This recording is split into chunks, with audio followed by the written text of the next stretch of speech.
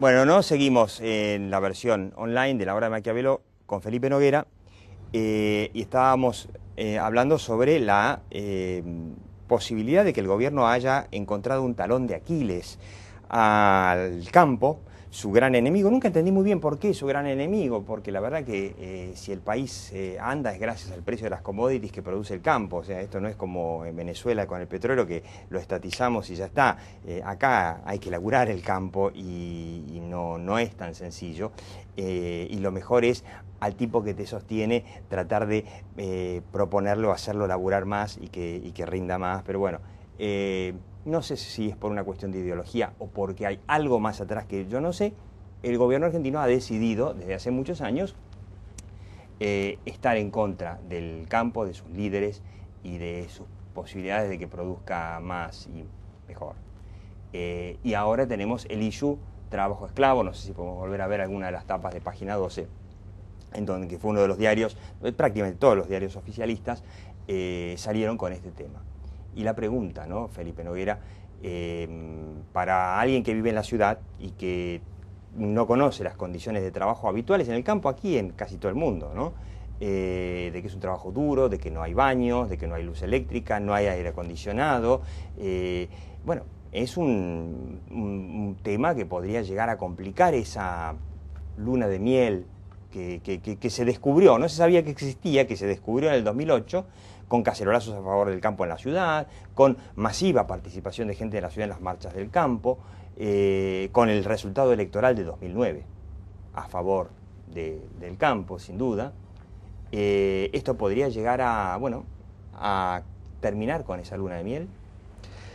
Yo creo que, y lo decíamos hace un rato, que esta es una instancia más de distintos intentos que ha habido en este conflicto con el gobierno, de tratar de desviar la atención y de decir, bueno, aquí hay otro tema, ¿no es cierto? Sea el tema de las condiciones laborales, sea el tema del uso de agroquímicos, sea el tema de que si las manifestaciones y los paros de comercialización iban a generar desabastecimiento, inflación. Hasta ahora la opinión pública no creyó ninguno de estos. No.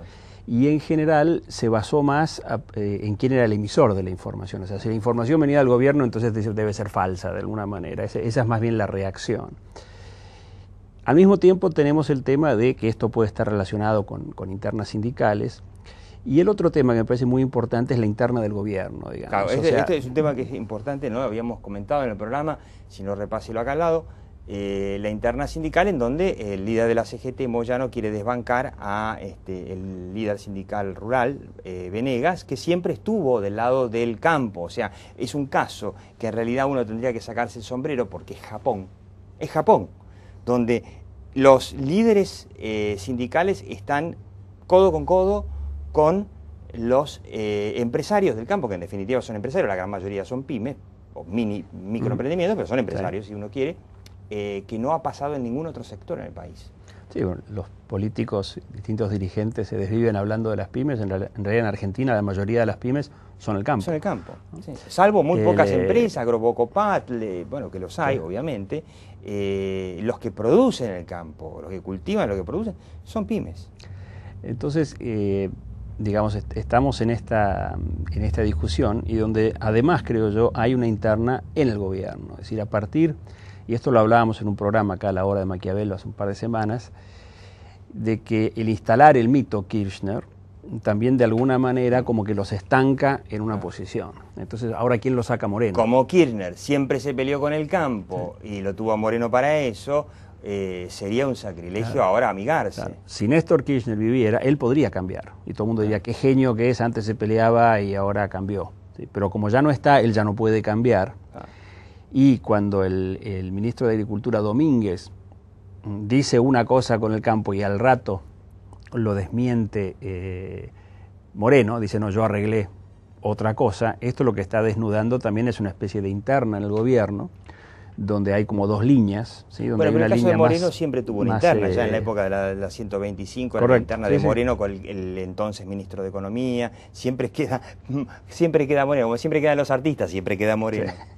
Entonces me parece que hay que tener esta visión un poquito más amplia, es decir, parte de lo que estamos viendo acá es una interna sindical, parte es una interna del gobierno y del otro lado tenemos un sector que asoma a la vida pública, más política, y que está aprendiendo, ¿sí? Que es la gente del campo, que se dio cuenta que ya no podía quedarse en esa especie de no te metás. Yo decía que, el artículo que escribí hace 3 años decía que el peor monocultivo que hay en Argentina es el monocultivo del no te metás. ¿Sí? Es decir, cada distinta persona del campo puede encontrar una manera distinta de participar. ¿Cuán válido es eso para los empresarios no del campo, ¿no? Que no participan en la opinión pública, en la política, en nada? Nada, y después se quejan cuando no tienen las condiciones que creen que deberían tener, ¿sí? Entonces, me parece que estamos en el medio de este proceso de aprendizaje y donde el campo, organizado así en red, tiene que ocuparse de lo gremial, es decir, de sus cosas, sus intereses concretos, de las retenciones, el trigo, todos estos temas específicos, la sequía, el transporte, los camiones que les hacen, ¿no? que bloquean lugares para forzar que el transporte se haga de una u otra manera. Después tenemos los temas más de proyección nacional, de largo plazo, es decir, bueno, tenemos una enorme oportunidad histórica y estamos acá parados mirando como países como Brasil, por ejemplo, están aprovechando esto de una manera fantástica. Que tomó Uruguay también, todos nuestros mercados. Perú está haciendo algunas cosas parecidas, y entonces decimos, bueno, ¿qué vamos a hacer acá? O sea, es otro plano de, digamos, de alguna manera de trazar esta línea. Claro, hay que sentarse a charlar y a trabajar juntos, eso no se puede. Y el tercer plano es el que también hablábamos hace un rato, de la participación política, de los diputados, de las elecciones, etcétera. O sea, hay muchas áreas donde el campo tiene que encontrar su manera de ir participando. Ahora, cuando ocurren agresiones contra el campo reacciona y se vuelve a unir más que nunca a la mesa de enlace. O sea, desde un punto de vista estratégico del gobierno son contraproducentes, ¿no? Tenemos lo que muchos llaman el síndrome del sapo hervido, ¿no? Sí. Donde dicen que si un sapo uno lo ponen en una olla con agua y lo va calentando de a poquito no se aviva y se muere hervido. Pero si uno lo tira dentro de agua caliente, el bicho salta. ¿Sí? Entonces el campo muchas veces uno parece que lo están hirviendo de a poquito, no lo dejan exportar, le van metiendo tal reglamentación, el ROE, el no sé qué, etcétera, y no reacciona. Pero cada tanto hay alguna medida o algo se quiebra y explota. De hecho, la mesa de enlace hace meses ya se la vislumbraba como dividida y bueno, se volvió a... Exacto.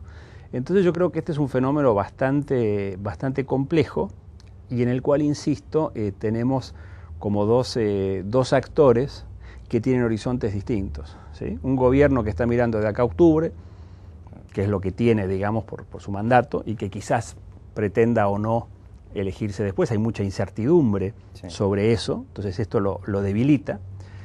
Y otro grupo que tiene, que es el campo, que tiene un horizonte de mucho más largo plazo, pero que está recién aprendiendo y empezando a meterse en estos temas. Entonces, digamos, desde un punto de vista estratégico, como si esto fuera un juego, hay que reconocer estas diferencias para tratar de entender cómo va avanzando esto, ¿no? Volviendo para terminar el trabajo esclavo, me da la sensación de que, bueno, Nidera, ahí tenemos otra vez la tapa de página 12, hizo mucho silencio sobre el tema. En un comunicado dijo, no, pero estaban en regla, estaban todos registrados, es la forma en que se trabaja en general. Esto me lo dice mucha gente. Flaco, en el campo, los laburos golondrinas, ahí en Mendoza en la vendimia, y en la zafra de Tucumán, y en esos trabajos que se hacen, que son se hacen una vez por año, que estaban haciendo no sé qué trabajo con el maíz, se labura sí. Ahora, el gobierno se mete en un tema espinoso. ¿Qué tendría que hacer el sector? Yo no hablo de Nidera creo que sabe lo que tiene que hacer, o no, yo creo que tendría que haber por ahí salido con algún vocero de alguna forma más creíble y más sonora a decir su versión, pero ¿qué tiene que hacer el resto del campo? El resto del campo yo creo que ha hecho muchísimo en los últimos años. Antes hablábamos de Jerónimo Venegas, el Aguatre y el Renatre y toda esta movida. El Renatre, que es un sistema de registro de peones rurales. El Registro Nacional de Trabajadores Rurales. Entonces, quizás esto no se ha publicitado lo suficiente, pero si uno dice cómo estaban las condiciones laborales en el campo hace 10 o 20 años, probablemente lleguemos a la conclusión de que es uno de los sectores que más ha progresado, siendo a su vez uno de los sectores donde es más difícil progresar.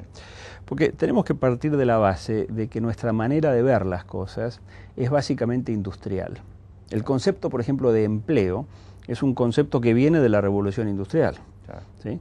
Y tratamos de aplicar ese concepto con pagos mensuales, como si todos los meses fueran iguales, ¿no? Si no hubiera ciclos, no hubiera épocas de lluvia y de cosecha y campañas, ¿sí? Y estaciones, y se lo queremos superponer al trabajo rural. De la misma manera que estamos viendo hoy en la modernización, que el empleo es esa concepción, esa especie de camisa de fuerza industrial, tratar de aplicar esas normas a la gente que trabaja, por ejemplo, en software, ¿sí? O la gente que da servicios, no tiene nada que ver. ¿Sí? Entonces, ahí también hay un gran desafío, es decir, cómo, ¿sí? se normaliza todo el trabajo rural, siendo que las normas de trabajo que hay en Argentina no están diseñadas para eso. Ha habido un enorme esfuerzo. Yo creo que el campo quizás tiene que contar eso, pero ahí quiero marcar una cosa. Contar eso, ¿no? Por ahí sí. Está una de las claves. Ahora, también hay una clave muy importante que está detrás de todo lo que hemos venido hablando,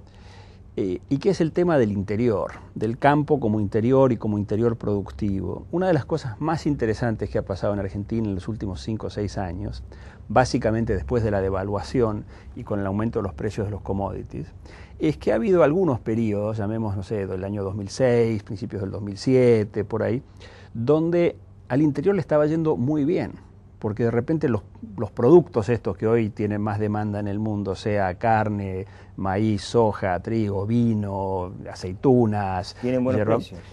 Vienen de distintas zonas del país, claro, que en la medida que se les permitió producir y exportar, empezó a haber muchísima producción y una enorme mejoría del nivel de vida en cada uno de estos lugares. Entonces, también tenemos que ver la contracara de este tema, de que quizás la pobreza, no solo si vamos a ver ciertas situaciones muy particulares, sino la pobreza de los conurbanos, etcétera. La mejor manera de combatirla es en el interior del país, porque en la medida que el interior crece y le va bien, las masas al conurbano como fue durante años. Y lo que yo estoy encontrando, que digamos en distintos viajes, conferencias, gente que uno está conversando, asesorando, es que crecientemente hay una impresión en el interior del país que están como un poco adelante de lo que se ve desde la capital. Es como que desde el punto central, donde uno siente, ¿no?, como si fuera un panóptico, que uno de ahí debería poder ver y entender todo, quizás hoy Argentina es un país que desde donde menos se lo entiende es desde Buenos Aires. Y en el interior están empezando a pasar cosas en términos de regiones, de provincias, que empiezan a sentirse más productivas, más fuertes, a querer reclamar su propio poder, claro, a tener opinión de las sobre retenciones su destino. Prácticamente va todo a Buenos Aires, ¿no? Todo se lo queda el gobierno nacional. Las provincias que no están perdiendo ingresos por las retenciones agrícolas, las están perdiendo por las retenciones a la energía, porque claro, hemos dejado de producir petróleo, gas, y está el tema de la minería. Es decir, hay hoy un esquema en Argentina donde el interior se está dando cuenta del futuro que podría tener, y al mismo tiempo tiene la sensación de que en Buenos Aires eso no se está construyendo. Y yo creo que este es un fenómeno de fondo que no me sorprendería que aflore de distintas maneras durante el año 2011. Y yo, para terminar, insisto con este tema, ¿no? El issue, trabajo esclavo que no lo es, sino condiciones laborales que no son como las urbanas y que quizá podrían ser mejores, que el campo va a tener que empezar a comunicar ese tema, sí, que podría llegar a ser una especie de cuña que logre meter el gobierno. Pero ahí permitime decir una cosa, en general las condiciones de trabajo del campo son muy buenas, pues incluyen casa, comida, sí, un nivel de vida, un nivel sano, digamos, de vivir en el campo, etcétera. No tenemos que confundir estos puntos que hoy aparecen en los medios, claro, y que aparte están pasando por la justicia, vamos a ver qué pasa. Eso no es. El campo sería como que interpretáramos que la vida en la ciudad estuviera dado cada vez que encuentran nuestros talleres clandestinos de costura. Claro, a eso se lo quiso asimilar, ¿no?, al caso que hubo, exacto, con los bolivianos. Entonces, hace un par de años. Mi sensación es que en general la gente tiene una idea un poco más amplia en ese sentido y empieza a ver a este interior que tiene una calidad de vida y una proyección de futuro, insisto, que empiezan a ser un factor importante en la política argentina. Veremos si el campo lo sabe comunicar. Felipe Noguera, muchísimas gracias. Usted, por supuesto, siga viendo La Hora de Maquiavelo.